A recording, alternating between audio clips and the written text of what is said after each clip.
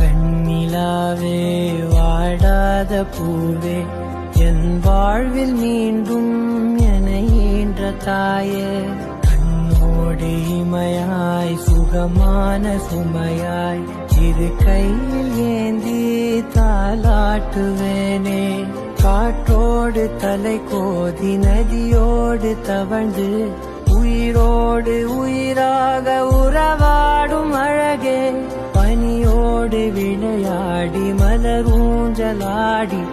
கரை வந்து தமிழ் பேசும் இரு கால் வெண்ணிலவே சிறகாக உன்னை